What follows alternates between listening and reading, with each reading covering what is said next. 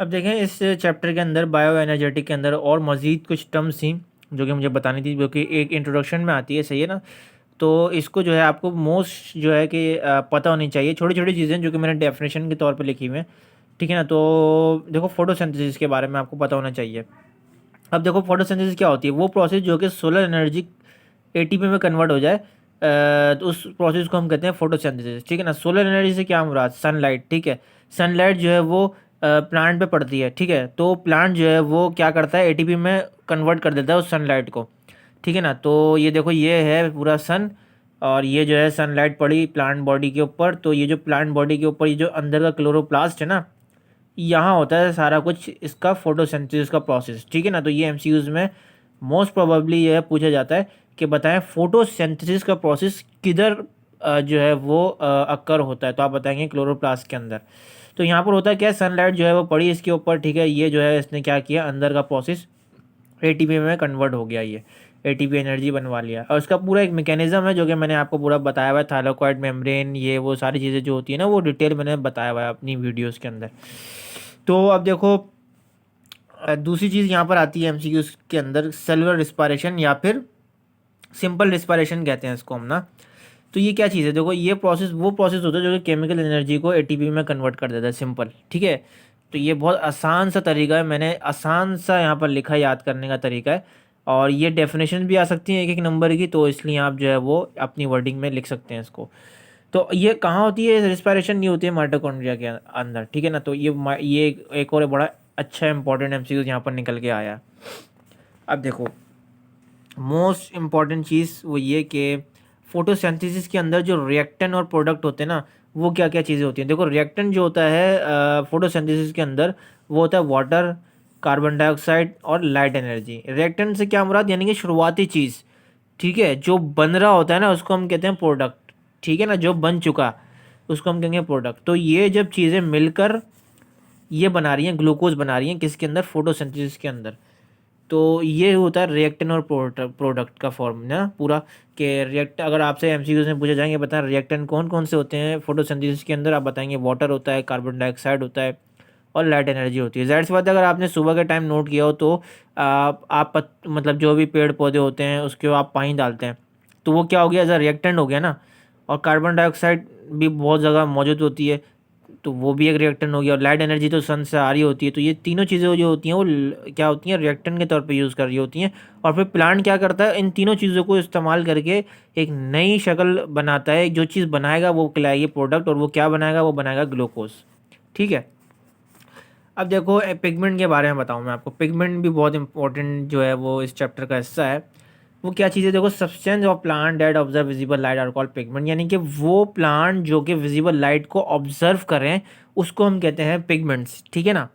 Pigment से मुराद समझ लें आप कलर, ठीक है। एक तरह से कलर वगैरह जो होते हैं, पेंट वगैरह घर में आपने देखे होंगे। तो इंपॉर्टेंट पिगमेंट पेपर में पूछे जाते हैं, और वो क्या है वो आपके सामने मौजूद हैं कि पहला क्लोरोफिल्स, कैरोटेनॉइड्स और फाइकोबिलिन, ठीक है। तो तीन चीज़ें आपको ये रट्टा लगानी है और ये इंपॉर्टेंट पिगमेंट्स के तौर पे आपको याद रखनी है।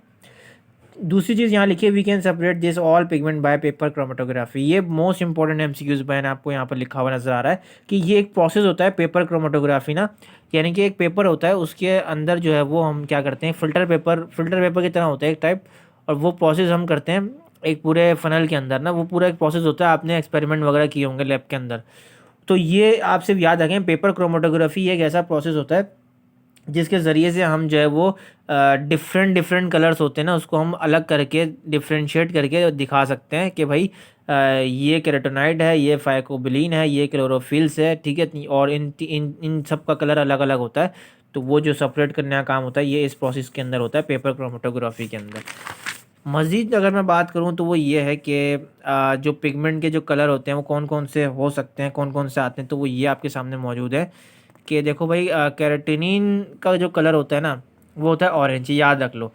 और फाइलोफिटिन का होता है ग्रे कलर। तो ये मतलब ये एमसीक्यूज में पूछे गए हैं, सब सब कलर पूछे गए हैं ना, ये पिगमेंट पूछे गए हैं। जैंथोफिल का येलो होता है, क्लोरोफिल ए का ब्लू ग्रीन होता है और क्लोरोफिल बी का येलो ग्रीन होता है। ये मोस्ट इंपॉर्टेंट दो चीज़ एंड की याद कर लेना, ठीक है ना। तो अब देखो फार्मूला बहुत पूछा गया है एमसीक्यूज के अंदर इस चैप्टर से ना, हर जगह फार्मूला की भरमार की हुई गई है। और वो फार्मूला क्लोरोफिल ए और बी का सबसे ज़्यादा पूछा जाता है। तो वो क्या है वो आपके सामने मौजूद है। क्लोरोफिल ए का जो है वो ये फार्मूला होता है पूरा, और क्लोरोफिल बी का ये होता है पूरा फार्मूला। एक चीज़ अगर आपको याद करनी हो तो सिंपल आप ये याद कर लें, क्लोरोफिल ए जो है ना उसके अंदर हाइड्रोजन जो होते हैं वो 2 ज़्यादा होते हैं, यानी कि 72 होते हैं, और क्लोरोफिल बी जो है ना उसके अंदर हाइड्रोजन 70 होते हैं, यानी कि 2 कम होते हैं। इस तरीके से आप सिर्फ हाइड्रोजन देख लें, आपको पूरा का पूरा फार्मूला याद हो जाएगा। अब देखो इसमें क्या लिखा है, एक point, chlorophyll A is always identical to the chlorophyll B, यानी कि क्लोरोफिल ए जो होगा ना वो ऑलवेज आइडेंटिकल होगा क्लोरोफिल बी की। आइडेंटिकल का मतलब क्या, एक जैसा, सिमिलर, ठीक है। क्लोरोफिल जो है वो बिल्कुल एक जैसा होगा क्लोरोफिल बी के अंदर, ठीक है ना। तो ये एक एमसीक्यूज में आ सकता है, ये आइडेंटिकल जो है वो आप डैश लगा सकते हैं इसके अंदर, आइडेंटिकल, क्योंकि एमसीक्यूज में जो है वो आपसे पूछा जाएगा, बताएं आइडेंटिकल, डिसआइडेंटिकल, नॉन आइडेंटिकल, डिसिमिलर, इस तरीके से आएंगे तो आप सिंपल टिक लगाएंगे आइडेंटिकल। अब देखो भाई एक इंपॉर्टेंट और चीज़, क्लोरोफिल एक क्या लिखा है यहाँ पर, इज मोस्ट अबंडेंट, यानी क्लोरोफिल आपकी जो है वो ज़्यादातर पाया जाता है दुनिया के अंदर, ठीक है ना। क्लोरोफिल ए जो है वो ज़्यादातर पाया जाता है, तो ये भी एक इंपॉर्टेंट एमसीक्यूज हो गया। अब देखो नोट करके मैंने यहाँ पर 3 चीज़ें लिखी हुई हैं, ये भी एक एमसीक्यूज का हिस्सा है। वो क्या चीज़ है, देखो कैरोटोनाइट्स, ये भी सारे पिगमेंट्स है ना। तो ये क्या है, can observe wavelength of light, ये जो है भैया वेवलेंथ ऑफ लाइट को ऑब्जर्व करते हैं। कौन से वाले, कैरोटोनाइट्स वाले, ये याद करने हैं, ठीक है ना। एमसीक्यूज में पूछे जाएंगे कि बताएं कौन से ऐसे पिगमेंट्स हैं जो कि वेवलेंथ ऑफ लाइट, यानी कि कोई सी भी लाइट को ऑब्जर्व करते हैं, अपने अंदर ऑब्जर्व कर रहे होते हैं, तो वो कैरोटोनाइट्स होते हैं। अब क्लोरोफिल के अंदर ऐसा कोई सीन नहीं है, कैन नॉट ऑब्जर्व लाइट, ये ऑब्जर्व नहीं करते लाइट को ना, तो ये आपको इंपॉर्टेंट याद करना है। और ये क्या है, क्लोरोफिल सॉल्यूबल इनऑर्गेनिक। अच्छा ये देखो ये एक तो चीज़ है कि भाई ये जो है वो एक ऑब्जर्व नहीं करते लाइट को, किसी भी लाइट को, ठीक है ना। और ये होते हैं सॉल्यूबल, होते हैं किसके अंदर, ऑर्गेनिक सॉल्वेंट्स के अंदर। ऑर्गेनिक सॉल्वेंट से क्या मुराद, जिसके अंदर यानी कि कार्बन स्प्रेडेंट्स होना, कार्बन का मतलब ये मतलब ऑर्गेनिक से निकला है, तो वो सॉल्वेंट्स के अंदर ये क्या होते हैं, ये क्लोरोफिल्स क्या होते हैं, सॉल्यूबल होते हैं, मिक्स हो जाते हैं, हल हो जाते हैं। और प्लस करके लिखा है कार्बन टेट्राक्लोराइड, तो ये मोस्ट इंपॉर्टेंट पूछा जाता है कि बताएं कार्बन टेट्राक्लोराइड के अंदर अगर क्लोरोफिल को मिलाया जाए तो क्या ये सॉल्युबल हो सकता है या नहीं हो सकता। ये मोस्ट इंपॉर्टेंट एमसीक्यूज आता है पेपर के अंदर, आप बताएंगे सिंपल हो सकता है। क्यों हो सकता है, मैंने आपको बताया कि यहाँ पर 2 वजहें, या तो कार्बन टेट्राक्लोराइड हो या ऑर्गेनिक सॉल्वेंट्स हो, दोनों में जो है वो क्लोरोफिल का मिलना, मिक्सर मैंने मिक्स होना पॉसिबल है। Last one is that photosynthetic bacteria, इसके अंदर क्या कंटेन्स वाटर एंड कार्बोहाइड्रेट्स, यानी कि सिंपल एज दैट कि फोटोसिंथेसिस जो बैक्टीरिया होते हैं वो वाटर और कार्बोहाइड्रेट्स को कंटेन करते हैं। ये भी एक इंपॉर्टेंट एमसीक्यू। अब लाइट का देख लो, यहाँ पर बहुत दफ़ा लाइट का यूज़ हो रहा है ना, नाम आ रहा है, तो मैंने इसलिए लाइट का भी एक एमसीक्यूज पॉइंट ऑफ व्यू से यहाँ पर पूरा बनाया हुआ है। तो देखो यहाँ पर हेडिंग डाली हुई है मैंने कि light is a dual nature and can be prescribe by, 2 चीज़ें, यानी कि लाइट जो है आप सिंपल आप देखें कि कोई भी लाइट हो उसका ना ड्यूअल नेचर होता है, यानी कि दोगली दोगली पर्सनैलिटी लोग देखें आपने, जो दोगले होते हैं, यानी कि अंदर से कुछ और होते हैं, बाहर से कुछ और होते हैं, आपको धोखा देने वाले लोग होते हैं, ठीक है ना। उनके अंदर 2 कैरेक्टरिस्टिक पाई जाती हैं। इस तरीके से लाइट के अंदर भी एक ऐसी पर्सनैलिटी होती है जो कि डुअल होती है, डुअल नेचर होती है, ठीक है ना। वो कौन कौन सी होती है, पहली जो होती है वो वेव होती है, दूसरी जो होती है वो पार्टिकल होती है। अब वेव जो होती है वो इस टाइप का होता है, ठीक है ना, ये देखिए होगी सारी वेव, ट्रांसफर वेव।